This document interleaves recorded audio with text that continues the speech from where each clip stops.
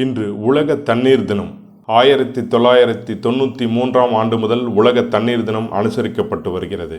தண்ணீர் மாசுபாடு, தண்ணீர் பற்றாக்குறை, சுகாதாரமின்மை மற்றும் தண்ணீர் சேமிப்பு உள்ளிட்டவைகளை வலியுறுத்தும் வகையில் ஆண்டுதோறும் மார்ச் மாதம் 22ஆம் நாள் உலக தண்ணீர் தினம் கடைபிடிக்கப்பட்டு வருகிறது. மாற்றத்தை துரிதப்படுத்துவோம் என்ற கருப்பொருளை கொண்டு இந்த ஆண்டு உலக தண்ணீர் தினம் கடைபிடிக்கப்படுகிறது.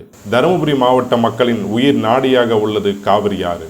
காவிரி பெருக்கெடுக்கும் காலங்களில் இந்த தண்ணீர் நமக்கு குடிநீருக்காவது பயன்படாதா என்று ஏங்கினர் தருமபுரி மாவட்ட மக்கள். மாவட்டத்தில் பல்வேறு பகுதிகளில் நிலத்தடி நீரில் கலந்துள்ள புளூரைடு காரணமாக பல்வேறு இன்னல்களுக்கு ஆட்பட்டு வந்தனர். இந்த பாதிப்பை குறைக்கவும் பாதுகாக்கப்பட்ட சுத்தமான குடிநீர் அனைவருக்கும் கிடைக்கும் வகையில் 2013ஆம் ஆண்டு ஜப்பான் நாட்டு நிதி உதவியுடன் ஒகேனக்கல் கூட்டு குடிநீர் திட்டம் சுமார் 1928 கோடி ரூபாய் மதிப்பில் நிறைவேற்றப்பட்டது. தருமபுரி, கிருஷ்ணகிரி ஆகிய 2 மாவட்டங்களுக்கு ஒகேனக்கல் கூட்டு குடிநீர் திட்டத்தின் மூலம் குடிநீர் வழங்குவதற்கு மின்சார கட்டணம், சுத்திகரிப்பு செய்தல் உள்ளிட்ட பணிகளுக்காக ஆண்டுக்கு சுமார் 70 கோடி ரூபாய் செலவிடப்பட்டு வருகிறது.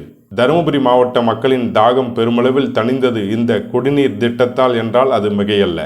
ஒகேனக்கல் வனப்பகுதிக்கு நடுவில் ஓடும் காவிரி ஆற்றில் இருந்து 1000 அடி உயரத்திற்கு குழாய்கள் மூலம் நீரேற்றம் செய்து கிராமப்புறங்களில் உள்ள நபர்களுக்கு நாளொன்றுக்கு 30 லிட்டர் தண்ணீர் வீதம் வழங்கப்பட்டு வருகிறது. தற்போது ஒவ்வொருவருக்கும் 55 லிட்டர் பாதுகாப்பான சுத்தமான குடிநீர் வழங்கும் வகையில் 7145 கோடி ரூபாய் மதிப்பில் 2வது ஒகேனக்கல் குடிநீர் திட்டம் செயல்படுத்தப்படும் என்று அரசு நிதிநிலை அறிக்கையில் அறிவித்துள்ளது. தருமபுரி மாவட்ட மக்களுக்கு மட்டற்ற மகிழ்ச்சியை அளித்துள்ளது என்பது உண்மை. தண்ணீர் மனிதர்களுக்கு உயிர் ஆதாரம். இதை பாதுகாப்பதும் சேமிப்பதும் நமது அனைவரின் பெரும் கடமை. இந்த கடமையில் இருந்து நாம் தவறிவிடுகிறோம் என்பதுதான் வேதனையானது. குடிநீரை வீணாக்குவது, அதை அசுத்தப்படுத்துவது, நெகிழி உள்ளிட்ட வேதிப்பொருட்களை தண்ணீருடன் கலப்பது உள்ளிட்ட செயல்களை செய்து வருகிறோம். காவிரி ஆறு புனித நதியாக போற்றப்பட்டு வருகிறது. பல்வேறு சமயங்களில் அனைவரும் இங்கு புனித நீராடுவது வழக்கம். தமிழகத்தின் 10க்கும் மேற்பட்ட மாவட்டங்களின் குடிநீர் தேவைகளை பூர்த்தி செய்து வரும் இந்த புண்ணிய நதியில் நாம் கலப்பது குப்பைகளையும் நெகிழிகளையும் பழைய ஆடைகளையும் தான். இதற்கு மேல்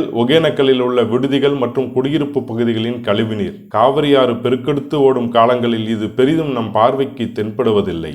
ஆனால் தற்போது தண்ணீர் வரத்து குறைவாக உள்ள காலங்களில் நம்மை அசுத்தப்படுத்தி விடுவார்களோ என்ற அச்சத்தில் பாறைகளின் நடுவே பதுங்கி வருகிறது காவிரி ஆறு. இன்று ஏரிமலை, அளக்கட்டு உள்ளிட்ட ஒரு சில மலை கிராமங்களுக்கு ஒகேனக்கல் குடிநீர் கொண்டு செல்ல முடியவில்லை. இந்த கிராமங்களில் கோடை காலங்களில் மக்கள் படும் பாடு மிகவும் பரிதாபம். தண்ணீர் சுனைகளிலும் பொது கிணறுகளிலும் சின்னாறு பகுதிகளிலும் மணல் குலைகளை பறித்து தண்ணீர் எடுத்து செல்லும் நிலை உள்ளது. ஒருபுறம் இயற்கையின் வரமாக நமக்கு கிடைத்த காவிரி ஆற்றை அசுத்தப்படுத்தி வருகிறோம். அரசின் கடமை மக்களுக்கு சுத்தமான சுகாதாரமான குடிநீர் வழங்குவது.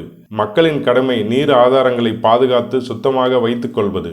நமது கடமையை நிறைவேற்ற இந்த உலக தண்ணீர் தினத்திலாவது உறுதி எடுத்துக்கொள்வோம். பொதிகை செய்திகளுக்காக தருமபுரியில் இருந்து மா. தண்டபாணி.